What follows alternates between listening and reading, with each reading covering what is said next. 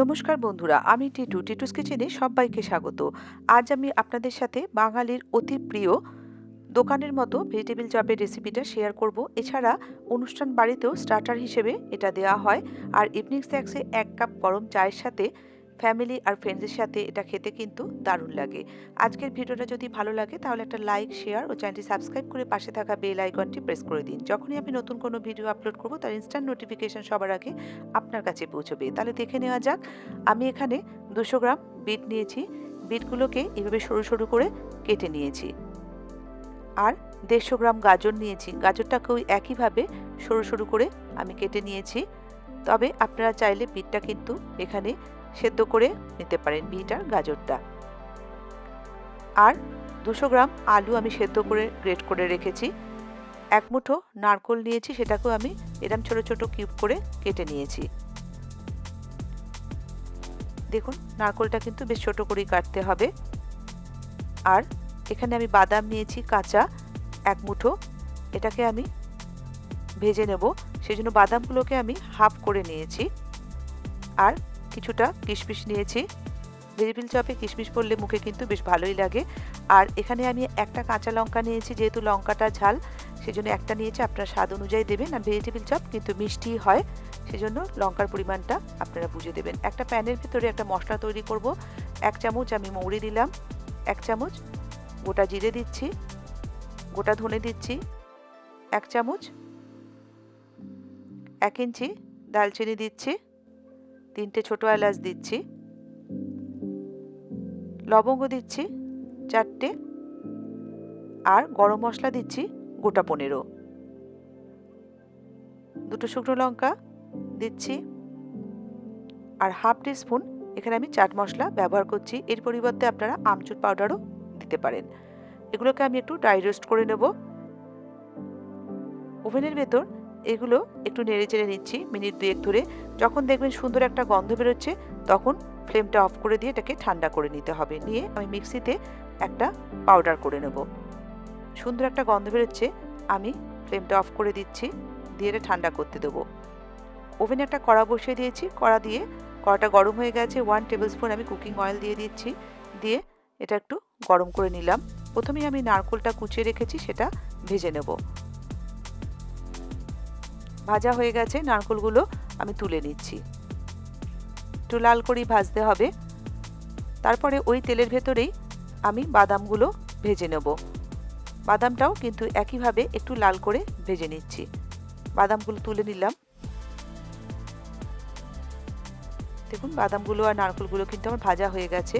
এবার কিশমিশটা ওই তেলে দিয়ে দিচ্ছি, দিয়ে কয়েক সেকেন্ডের জন্য একটু নেড়ে চেড়ে নেব। কিশমিশগুলো ভাজা হয়ে গেছে, তুলে নিচ্ছি।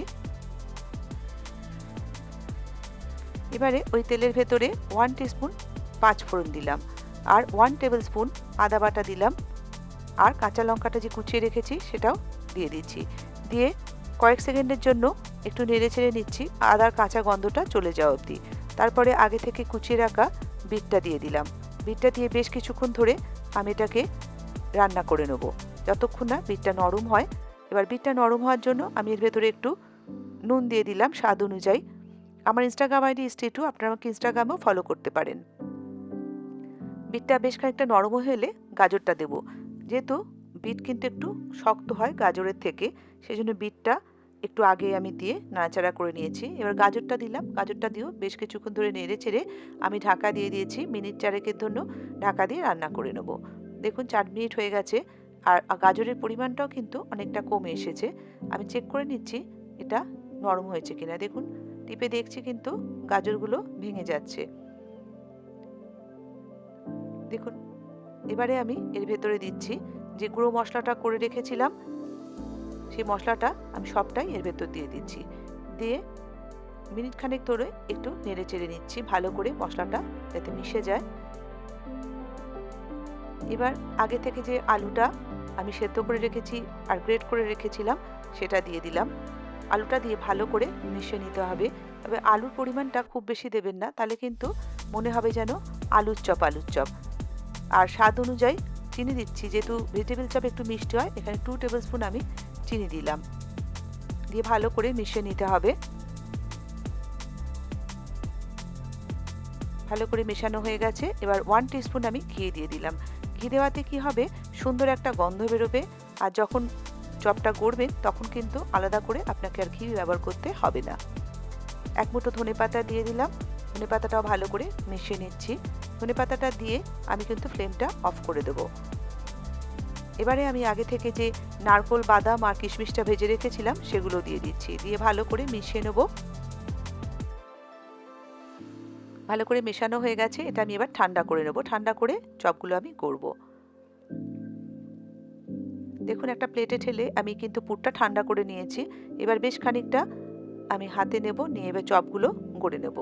যেহেতু আমি ঘি মাখিয়েছি সেই জন্য আলাদা করে আমার হাতে আর ঘি বা তেল দিতে হচ্ছে না। ইজিলি কিন্তু চপগুলো আমি গড়ে নিতে পারছি।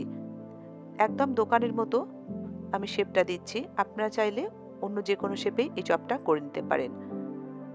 শীতকালে বাজারে তাজা বিট গাজর থাকে, এই সময় কিন্তু আপনারা এই চপটা বাড়িতে করে খেতে পারেন। খেতে কিন্তু দারুণ হয়। সবগুলো আমি করে নিয়েছি। এবার নেক্সট স্টেপে যাব। একটা থালার ভেতরে ময়দা নিয়ে নিয়েছি। আর একটা থালার ভেতরে আমি ব্রেড ক্রাম্ব নিয়েছি। আর একটা বাটিতে একটা ডিমকে আমি ফাটিয়ে নিয়েছি। ডিমটা ভেতরে একটু নুন দিয়ে দিলাম, দিয়ে একটা স্পুনের সাহায্যে আমি এটা বিট করে নিচ্ছি। এবার প্রথমে যে কাজটা করব, বাঁ হাতটা আমি ড্রাই রাখবো, ডান হাতটা কিন্তু আমি ডিমের গোলায় দেব। বাঁ হাতটা একদমই ভেজাবো না। ভালো প্রথমেই আমি ময়দায় কোট করে নিচ্ছি, তারপরে ডিমটার ভেতর দিয়ে দিলাম ভালো করে। এবারে আমি ব্রেড ক্রাম্পের ভেতরে এটাকে ভালো করে কোট করে নেব। আমি দুবার করছি, আপনারা চাইলে কিন্তু এটা একবারও করতে পারেন। আমি আবারও এই চপটা ডিমের দিচ্ছি, ডিপ করছি, করে আবার ব্রেড ক্রাম্প দিচ্ছি। একটা চপ গড়া হয়ে গেল। দেখুন কত সুন্দর লাগছে। আর একটা আমি করে দেখাচ্ছি। ময়দায় দিলাম, আবার আমি ডিমে কোট করছি, একইভাবে ব্রেড ক্রাম্পের ভেতর কোট করে নেব, নিয়ে আবার ডিমের গোলায় দিচ্ছি, দিয়ে ব্রেড ক্রাম্পে দিয়ে দিলাম। এইভাবে সমস্ত চপগুলোই আমি কিন্তু রেডি করে নেব। দেখুন সমস্ত চপগুলো আমার রেডি করা হয়ে গেছে। এবার এগুলো আমি ভাজবো। তার জন্য ওভেনে আগে থেকেই একটা কড়ার ভেতরে বেশ খানিকটা কুকিং অয়েল দিয়ে দিয়েছিলাম। কড়াটা একটু ছোট নিয়েছি যাতে বেশি তেল না লাগে। দেখুন তেলটা কিন্তু গরম হয়ে গেছে। গরম না হলে কিন্তু চপগুলো দেওয়া যাবে না। ভালো রকম গরম হলে তবেই কিন্তু চপটা দেবে, নাহলে কিন্তু চপগুলোর ভেতরে বেশি তেল ঢুকে যাবে। এবারে আর একটা চপ দিয়ে দিলাম, দিয়ে ওপরে একটু এইভাবে তেল দিয়ে দিতে হবে। তারপরে হালকা হাতে এগুলোকে আমি এগুলোর পাল্ট করে ভেজে নেব। যেহেতু সমস্ত জিনিসগুলোই আগে থেকে আমার রান্না করাই আছে, তবে বেশিক্ষণ লাগবে না ভাজতে। অল্প সময়ের ভেতরেই চপগুলো তৈরি হয়ে যাবে। একদম দোকানের মতো হয়েছে, আর খেতে কিন্তু দারুণ লাগবে।